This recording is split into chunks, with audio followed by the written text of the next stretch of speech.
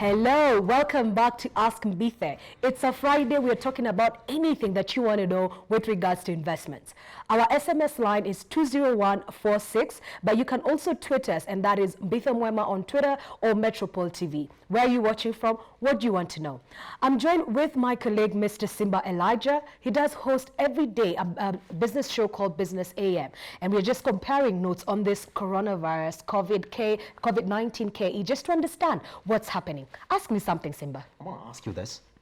The biggest announcement this week was the State House briefing by the Dr. Patrick Njoroge, Central Bank Governor. What do you feel about it? Should we celebrate it? Because he said, well, we know. But the biggest announcement, it got a 50-50 reaction from the economy. Should we celebrate it? Is it going to help at this time? I think that's the question. Is it going to help? The remarks were welcome. The remarks were certainly very welcome. Yes. But I broke it down and I said, okay, the first thing that he said, we are going to waive M-Pesa charges. You can move your money from M-Pesa to your bank, from bank to M-Pesa for free. And for anything that's less than 1,000, you can do it for free. Yes. Simba, do you know how much you spend on average per month on your M-Pesa charges? Not so much, I would guess. I'll tell you what mine is. I think for the last 3 months, it's 1,000 shillings, give or take. If it goes really up there, it's 1,500. Yes. But maybe I do many transactions because I'm always, I have a couple of businesses around, retail businesses, so I do a lot of things on my M-Pesa. Yes. I'm trying to imagine maybe an average person spends slightly less. So when he says he's released this, what he's effectively saying is, I want to leave some money in your wallet so that you can consume other things. But when you look at it in the context of 1,000 for 30 days, that's why the sense really doesn't. It's neither here nor there. When you look at it, isn't it? And then the second thing that he says is, okay, Mbithe, if you feel like you have a retail business and you're not getting your goods from China, imagine you can go talk to the bank. If they buy your story, I've allowed them to give you a 1-year moratorium or to extend your loan by a year. Yes. Is that a directive or an advice? No. It's advice, and the onus is on me to carry all my documentation and prove to my banker, and and does that mean that the bank will then accept?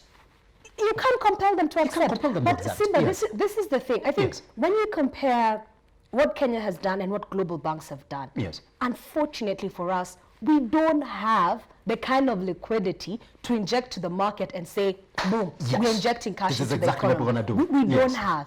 And I think he's in a space where he's like, I wish I could do more, but for now, what I can do is just give you this soft measures to be able to, enhance your well-being. They're neither here or there, but when you're told you're a developing country, it's a developing for a reason. We are running on a deficit. Diaspora remittances are going to be hit like crazy. And our currency has been supported by diaspora remittances. So the currency is going to keep getting weaker. Now, I want to point you out to exactly what happened that specific day when that was announced. Please shoot. I saw the KBA boss was right there. The KBA chairman, Joshua Igara, was right there. He said that I've spoken to the bosses. They are in agreement with this. We are ready to support you. Guess what? Equity Bank releases a press release. Says, we are not. Our board is yet to approve this. And interestingly, today, Friday, my friend did a transaction from Stanbic to her mobile phone. She was charged. That's 84 shillings. So she came back and we are in a group and she's like, okay, I'm being charged for this. Maybe I should write. Because the thing is, there is a directive, but you cannot come and impose a directive onto a business decision. There is processes that have to be followed on a business decision. But doesn't the economy tend to think that we have the Central Bank of Kenya that sort of protects us and guides what the banking sector should be doing? Let me go back to the sanitizer scenario here. The government has said, we are going to supply sanitizer for free. Will you go buy that sanitizer? Will you go take it, the free one? Honestly, will you go take it? You find it outside with people maybe from NYS or from AP. Like, well, guys, free sanitizer. Are you going to take it? Be honest. No. You're not going to take it. I'm going to buy. You need, exactly. You're going to buy. So you can tell me this should be the price of sanitizer. But as long as I am a commercial business, I will buy sanitizer, I will mark it up, I will sell it to you. If I am a provider of credit and services in the payments industry, before I can go and say, forget this amount of money. Do you know how the banks have been making money? non-funded income has been growing in banks. And that's the thing. And a that's the part thing that of we're talking about. Yes. the largest growth line has been fees from transactions. It's been a cash cow. So today we go sit, imagine you're running a bank, let's call it Simba Bank. Yes. Let's just be fictitious. And the income line that has been growing ni ile ya M-Pesa to bank na bank to M-Pesa. Alafu nakwambia nyonga leo. Yeah, like for the next till 90 days, I mean, you want to comply, yes. but and I can't. Okay, let me put it different. Now, if I come as your customer and I say serikali wamesema, what will you tell me? Or even though people have been saying the government should tell landlords. I actually did get a response from that. Yes. I actually was telling my friends yesterday that just before we were getting into a vehicle this morning, I used Swivel to get to work in the morning because it's pretty much effective. Yes. So now I got this driver and then I told him, where's the sanitizer, man? I just want to sanitize my hands before I get in. And then I asked him, well, the government said that you need to have one. Then he said, endo ambio serikali kuja nipatie pesa niwe sanitizer nikuwekea hapo. You get? Because it's a commercial decision, but yes. Let's not lose the point, because these are the things that happen, and they are welcome. They're not injecting money into the economy. We don't have that kind of liquidity to inject into the economy. We are running on a deficit, whether it's a current account deficit or a primary deficit. Yes. But, Simba, this is the one thing that I had, and I think everybody needs to pay attention to. When you're told that your bank account is now synonymous with your mobile wallet, and then prior to that, you're told by the largest mobile service provider that, hey, look here, we are increasing your limits from 70,000 to 300,000. And then the next thing that you hear is there's going to be a cash quarantine for 1 week. So we are going cashless. And what I keep asking is, if we're going cashless and Safaricom is the company that has the infrastructure to facilitate a cashless economy, then where are we seeing the opportunity? And that is the question, isn't it? Yes. The question now is, I bring it down to the stock market. Yes. If you want to invest, then are you going to see a bit more weakness on this price? And should you be buying it for the long term? Yes. Because I feel like there's more upside. There are more business opportunities for Safaricom today. Because I feel like what coronavirus did is said, shika.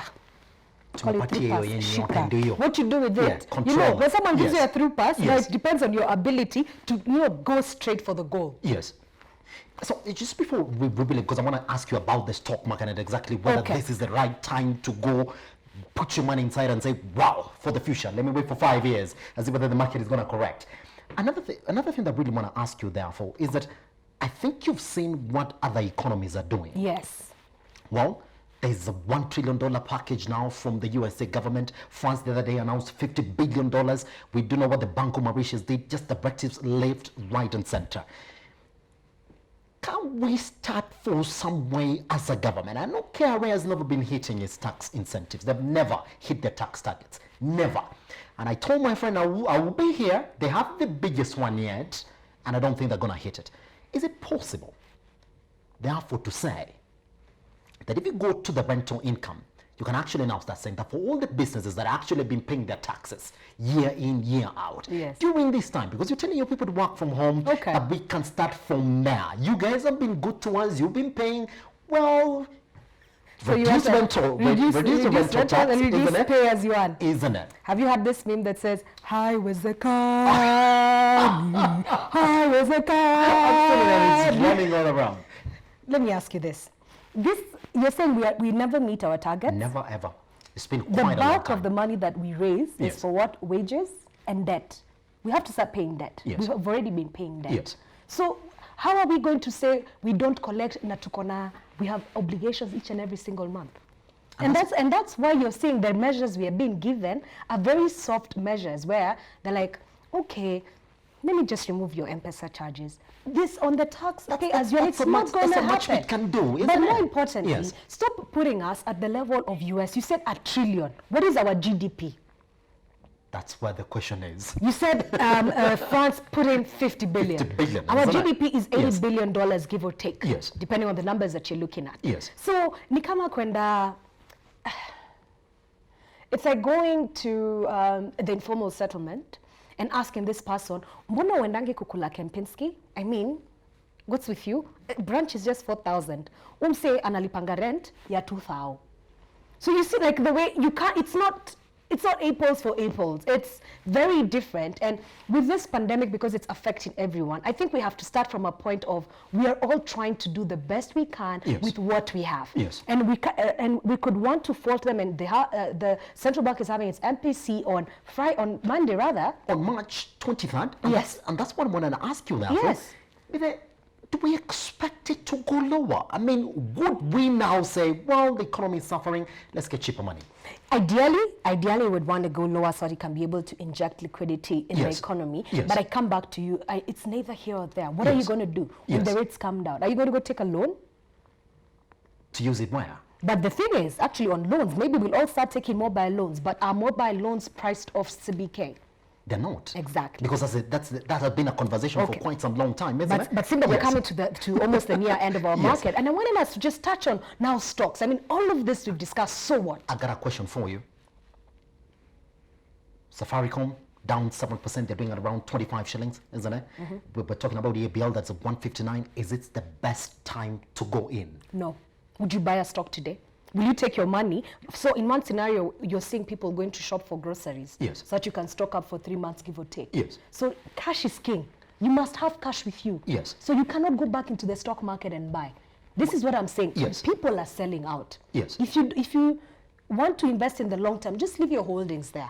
But now is not the time to come and buy. I think there will be better opportunities in coming days. There was this beautiful incentive that the NSE boss told us the other day about the futures. Is also a good time to go there now? Yes, if you're hedging a position. If you're hedging a position, then you go it's actually better to get into the derivatives if you understand them, as opposed to buying the actual stock. Because what's going to happen now, again, I keep saying, you always have to remember when you're trading on the NSE, 70% foreign trades. These foreign traders are in Europe, they're in North America. Whatever is happening there is defining their sentiment. Second risk factor, currency 105.25 and going down based on weaknesses globally as well as weaknesses, perceived weaknesses in as far as our diaspora remittances are concerned.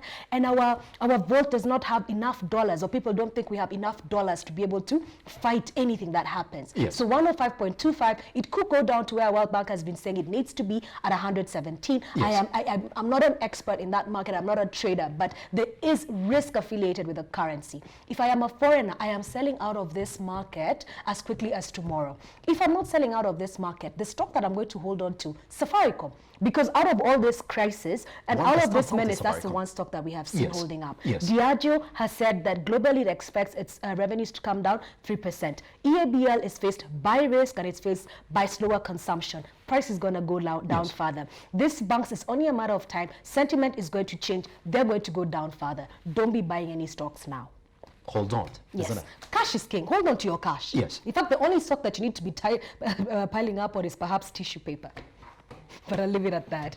Thank you so much. That was Simba and I on Ask Mbithe. A lot of energy, and I hope we've been able to at least answer some of your questions. We're still available. Talk to us on our Metropole TV. That's on Twitter, or you could talk to me in Mbithe Mwema, or you could SMS us. Where are you watching from? What do you want to know? Is this thing making you scared, or are you seeing opportunities to either do a business over and above stocking up on tissue paper in your houses? SMS line 20146. Thank you for joining us. Good afternoon, and may God bless our country and just help us avert this pandemic. Enjoy the weekend.